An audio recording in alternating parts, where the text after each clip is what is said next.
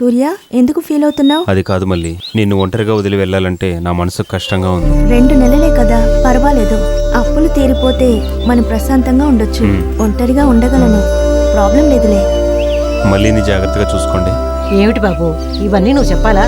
మళ్ళీ నా సొంత కూతురు లాంటిది, నేను జాగ్రత్తగా చూసుకుంటాను. నువ్వేం దిగులు పడకు. నువ్వు డబ్బు తీసుకొచ్చి ఆ కరుణాకరన్ మొహం మీద కొట్టాలి, సరేనా? తప్పకుండా. వెళ్ళరా బాబు.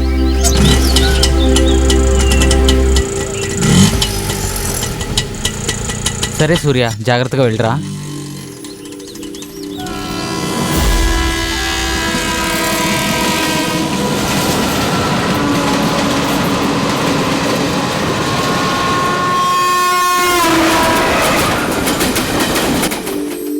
రెండు నెలలు గడిచిపోయాయి. మళ్ళీ చూడాలని నాకు ఆతృతగా ఉంది.